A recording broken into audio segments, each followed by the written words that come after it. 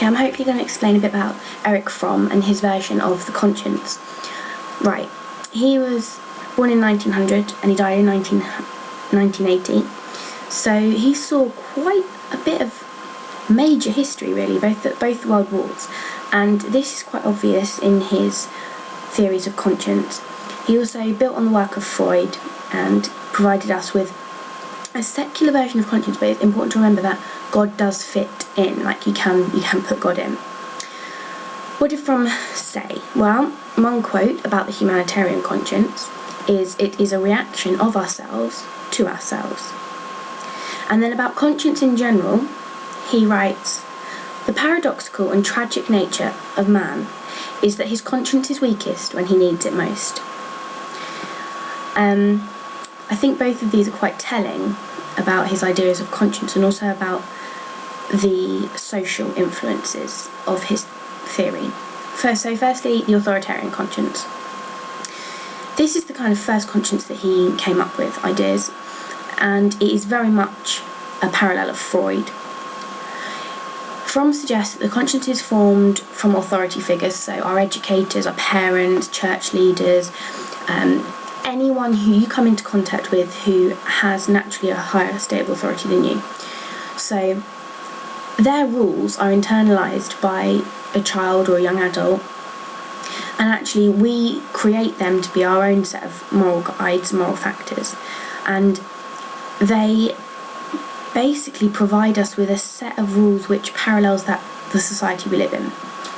And if we disobey these rules, because they have been internalised, we actually feel guilty, and it makes us more submissive to authority.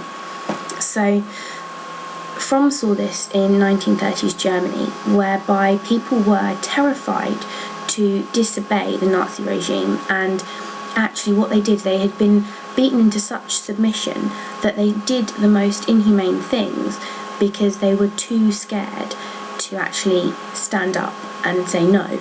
And often this was for the sake of their own lives, because if they had, they would have been killed. So he's suggesting that the authoritarian conscience is an internalised conscience, much like Freud's superego, and he's saying that we submit unquestionably to the rules of the authority, to the powers that be, and that this is the first conscience and the primary conscience that we come into contact with in our daily lives. But then he actually had a more positive view than Freud about conscience, because he said that, wait, there is another one. There is another one that actually comes in when we need it, and that's the humanitarian conscience. This conscience is the one which is a reaction of ourselves to ourselves.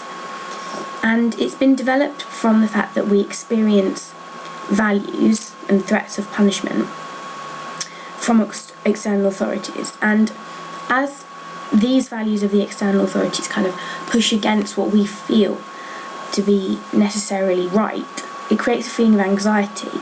And actually, when we feel that we're not doing the right thing, even though we are doing what the law says, that's the humanitarian conscience, which is saying, wait a minute, that might not be quite right. Because it's this conscience which has the ability to assess and evaluate behaviour. It judges us as successful individuals on a moral level. And it's really important that we know that Fromm said this is the real self, the real, true individual. And it actually is the complete opposite to the slavish conformity of the authoritarian conscience, because it is really active, and usually the two run in parallel, so it's fine.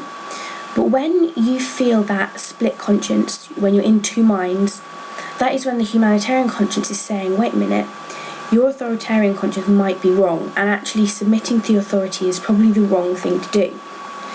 And it's this conscience which actually allows the possibility of God, because Fromm doesn't provide us with an explanation of where this humanitarian conscience comes from.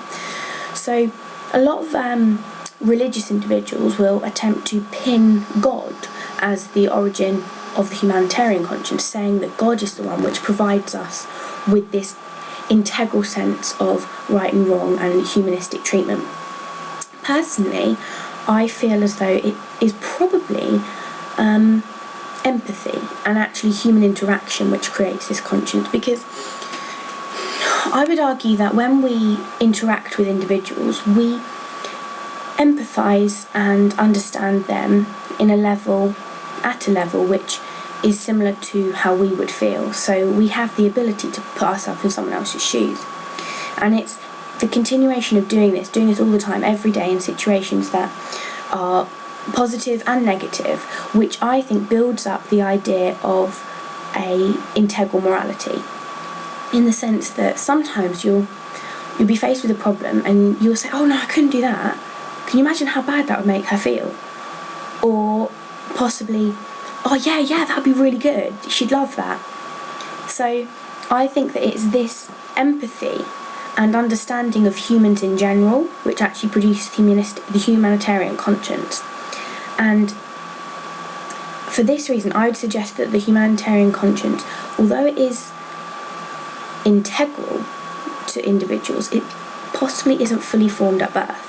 Because, you can notice, from Piaget in a minute that I'll talk about, he talks about the idea of the egocentric state, where when we're very young, we do just see me, and to an extent we still do when we get out of that too, but we have the ability to empathise and put ourselves in someone else's shoes. So I think the humanitarian conscience is probably a one of evolution as well, kind of within the span of a certain person's life. The problems with Fromm's conscience. Well, he doesn't provide us with an explanation for where the humanitarian conscience comes from. And actually, you don't know, he doesn't fully form this idea. I love it because I think he's really onto something, but actually he doesn't develop it in kind of full way. I can't think of many more issues with Fromm, actually. This might be because I like him so much. So yeah, that's Fromm.